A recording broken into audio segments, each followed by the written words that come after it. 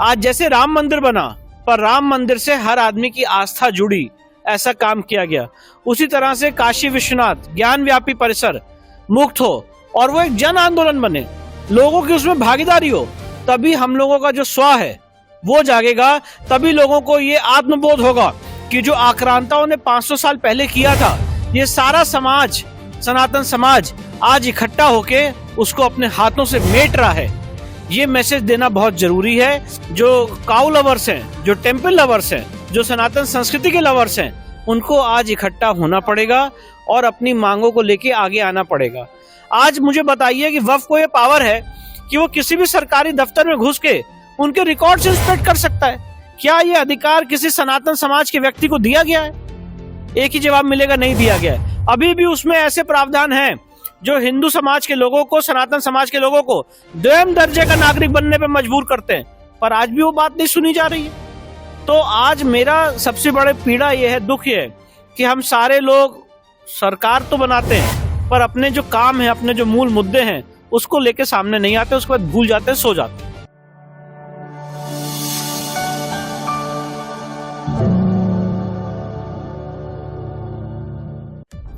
नमस्ते, मैं विक्रम डोंगरे सनातन राष्ट्रीय शंखनाद महोत्सव भारत मंडपम से इधर उपस्थित हूँ। तो अभी मेरे साथ एक अति विशिष्ट, एक महानुभाव जो हिंदुओं के आशा के प्रतीक है, सांस्कृतिक राष्ट्रवाद या यूं कहें कि सनातन राष्ट्र इस देश को बनाने के लिए अत्यंत तत्पर और तड़प से कार्य करते हैं। वे है जाने माने अधिवक्ता सर्वोच्च न्यायालय के श्री विष्णु शंकर जैन जी। नमस्ते जी, नमस्कार। तो जैन जी, अभी हम जो देखते हैं कि मंदिरों पर अतिक्रमण गत अनेक शतकों से हम कहेंगे तो हो रहे हैं। उसमें से राम जन्मभूमि पर तो आपने और आपके संत पिताश्री ने उस पर हिंदुओं का राम मंदिर होने के लिए बहुत अथक प्रयास किए हैं। साथ ही अब मथुरा का विषय शुरू है, वाराणसी का विषय शुरू है, भोजशाला का विषय शुरू है। तो इस दृष्टिकोण से आप तो अधिवक्ता के रूप में कार्य कर रहे हैं, परंतु एक सर्व सामान्य जो जनता है उसने इसको किस दिशा से आगे ले जाना चाहिए और अपनी जो हिंदू की आवाज़ है वो बुलंद करके ये जो न्यायालय में जो शुरू है प्रकरण, उसके लिए वो कारीगर, उनका दबाव सिद्ध हो सकता है। आपको क्या लगता है? नहीं, देखिए, बहुत ज़रूरी होता है जब तक जन भागीदारी नहीं होगी और जब तक काशी विश्वनाथ की मुक्ति का आंदोलन जन आंदोलन नहीं बनेगा, जब तक श्री कृष्ण जन्मभूमि की मुक्ति का आंदोलन जन आंदोलन नहीं बनेगा, जब तक भोजशाला जो माँ सरस्वती, माँ वाग देवी का मंदिर था, जब तक उसकी मुक्ति के लिए समाज जागेगा नहीं, जब तक संबल हरिहर मंदिर के लिए समाज आगे नहीं आएगा, तब तक मुझे लगता है सिर्फ न्यायालयीन प्रणाली से ये काम संभव नहीं है। न्यायालय के साथ साथ हम लोगों को अपनी मांगों को लेके सामने आना पड़ेगा। बहुत सारे ऐसे कानून हैं जो इस न्यायालयीन संघर्ष में अड़चन बन रहे हैं, बहुत सारे ऐसे सुप्रीम कोर्ट के ऑर्डर हैं जो इस न्यायालयीन संघर्ष में अड़चन बन रहे हैं, और उसके बारे में समाज को जानकारी होना अति आवश्यक है। जैसे अभी हाल फिलहाल में आपने देखा होगा कि जो सुप्रीम कोर्ट ने डॉग्स को रिलेटिंग ऑर्डर किया था, उसके बाद सारे देश में डॉग लवर्स इकट्ठा हो गए थे और उन्होंने एक स्वर में अपनी आवाज रेज की थी। उसी तरह से जो काउ लवर्स हैं, जो टेम्पल लवर्स हैं, जो सनातन संस्कृति के लवर्स हैं, उनको आज इकट्ठा होना पड़ेगा और अपनी मांगों को लेके आगे आना पड़ेगा। उसका कारण ये है कि न्यायालय में हम लोग संघर्ष कर रहे हैं, न्यायालय में अपनी बात तर्कों और तथ्यों के आधार पर रख रहे हैं, हमारा केस फैक्ट्स और मेरिट्स के आधार पर स्ट्रांग है।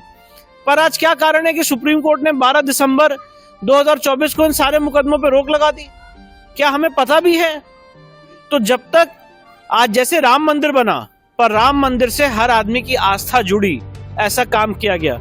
उसी तरह से काशी विश्वनाथ ज्ञान व्यापी परिसर मुक्त हो और वो एक जन आंदोलन बने, लोगों की उसमें भागीदारी हो, तभी हम लोगों का जो स्व है वो जागेगा। तभी लोगों को ये आत्मबोध होगा कि जो आक्रांताओं ने 500 साल पहले किया था, ये सारा समाज, सनातन समाज आज इकट्ठा होके उसको अपने हाथों से मेट रहा है।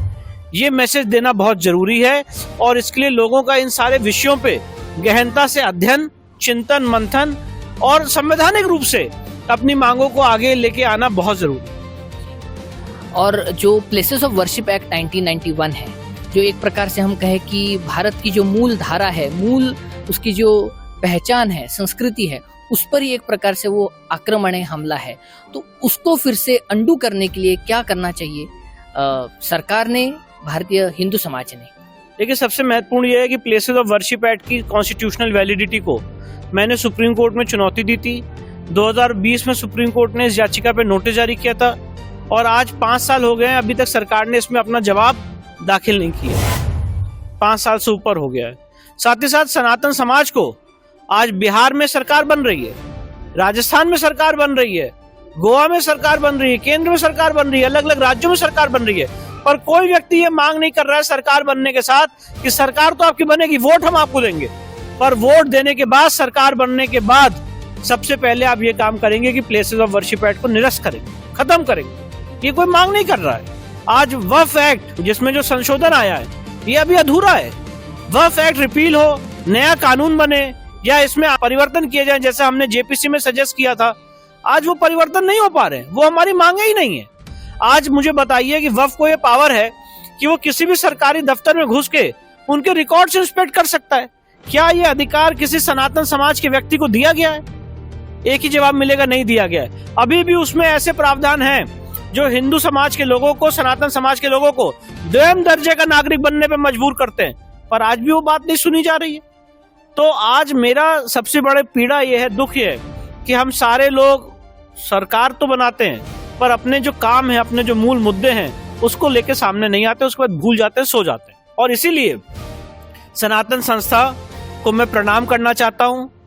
मेरे गुरु सच्चिदानंद परब्रह्म डॉक्टर जयंत बालाजी आठवाले के चरणों में, श्री चरणों में प्रणाम करना चाहता हूँ। उन्होंने ऐसा संगठन, एक ऐसी ऊर्जा का स्रोत हम सारे लोगों के लिए निर्माण किया है, एक अथक तपस्या के माध्यम से, जिसकी वजह से आज हम लोगों को ये आज एक मंच मिला है कि आके कम से कम अपने बातों को लेकर चर्चा कर पा रहे हैं, मंथन कर पा रहे हैं।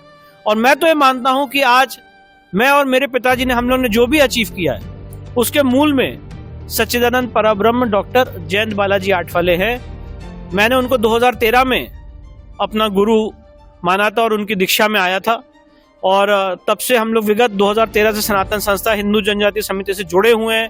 और आप लोग अभूतपूर्व काम कर रहे हैं, और मेरी माँ भगवती के श्री चरणों में यही प्रार्थना है कि ऐसे ही इस संगठन को माँ और शक्ति दे, और जब लाल किले पे भगवा झंडा लहराए उस समय हमारे जो गुरुदेव हैं वो उस दिन को देखने के लिए हम सबके साथ रहे, यही हम सबके मन में भाव है।